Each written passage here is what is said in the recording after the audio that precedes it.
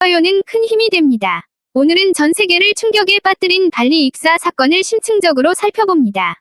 휴양지로 이름난 인도네시아 발리에서 호주 청년의 시신이 심장 없이 돌아온 이 사건은 단순한 사고가 아니라 국제적 신뢰와 인권, 그리고 장기 적출 사후 처리의 불투명성을 한꺼번에 드러낸 비극으로 기록될 것입니다. 세계적 관광지 발리에서 일어난 이 충격적인 사건의 주인공은 호주 퀸즐랜드 출신의 23세 청년 바이런 헤도우였습니다.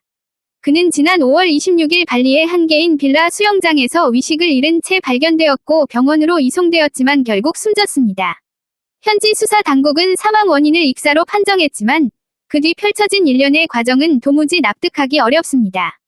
유족이 받은 가장 큰 충격은 아들의 시신이 고국으로 돌아왔을 때 심장이 없었다는 사실이었습니다.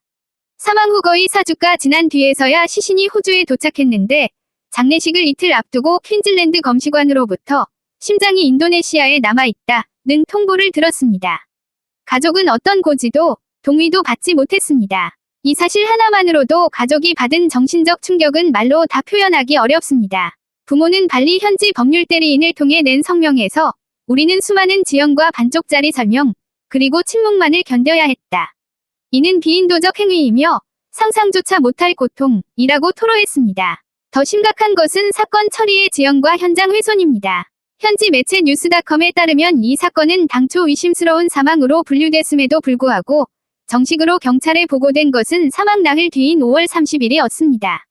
이미 경찰이 도착했을 때 현장은 훼손돼 있었다는 보도가 나왔습니다. 초기 수사가 지연되면서 결정적 증거가 사라졌을 가능성을 배제하기 어렵습니다. 시신은 발리의 한 사립병원으로 먼저 옮겨져 사망진단서가 발급된 뒤 브리즈번 송환을 준비하기 위해 발리 장례식장으로 이송되었습니다.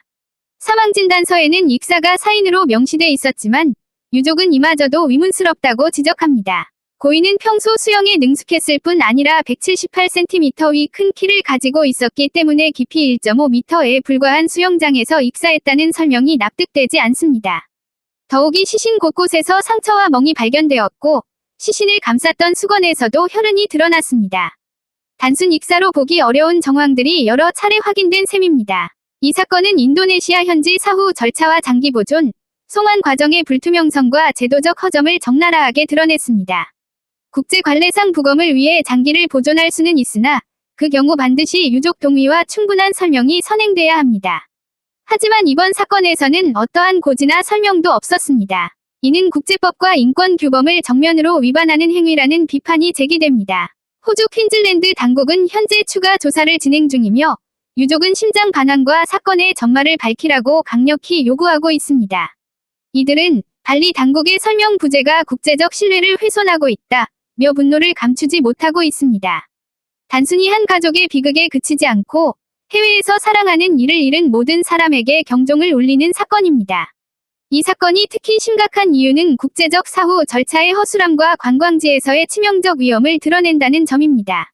발리는 세계 각국 여행객들이 찾는 휴양지지만 치안 응급 대응 사후 처리 체계가 미비하다는 지적은 꾸준히 제기돼 왔습니다. 위료 법률 체계가 복잡하고 언어 장벽까지 겹치면 외국인 유족이 진실을 확인하기란 거의 불가능에 가깝습니다. 이번 사건은 장기 적출 의혹, 의료진과 경찰의 부주의, 행정적 지연 등 복합적 문제를 안고 있습니다. 만약 심장이 부검용 보존이라는 공식 설명이 뒤늦게 나오더라도 왜 유족에게 즉시 알리지 않았는가, 왜 경찰 보고가 나흘이나 늦었는가 하는 의문은 결코 사라지지 않을 것입니다. 더욱이 시신의 상처, 수건의 혈흔 등은 익사 이외의 가능성을 암시하며 부검 결과가 공개되더라도 의문은 쉽게 해소되지 않을 듯합니다. 호주 사회는 이미 큰 충격에 휩싸였습니다. 현지 언론과 시민들은 발리 당국의 태도에 강한 비판을 쏟아내고 있으며 외교적 대응을 요구하는 목소리가 높습니다. 호주 정부 역시 자국민 보호 차원에서 인도네시아 측과 외교적 협의를 이어가고 있습니다. 이번 사건은 단순히 한 국가의 내부 문제를 넘어 국제 인권과 외교 관계, 그리고 관광 안전을 동시에 흔드는 중대한 사안으로 부상했습니다. 해외여행을 계획하는 사람들에게도 중요한 경고가 됩니다. 많은 이들이 휴양지에서 안전을 당연시하지만 현지 의료 법률 체계가 자국과 다르고 사고 발생 시 정보와 증거가 늦게 확보될 수 있다는 사실을 반드시 인지해야 합니다. 가족이나 지인이 해외에서 갑작스러운 죽음을 맞을 경우 시신 송환과 부검, 장기 보존 절차가 얼마나 복잡하고 불투명할 수 있는지를 이 사건은 극명하게 보여줍니다. 결국 이 사건은 단순한 익사 사고가 아닌 국제사회가 함께 풀어야 할 구조적 문제를 드러냈습니다. 발리 당국은 유족에게 진정성 있는 사과와 명확한 경위 설명, 심장 반환을 포함한 모든 위혹 해소에 나서야 하며 호주 정부 역시 자국민 보호를 위해 강력한 외교적 조치를 취해야 할 것입니다.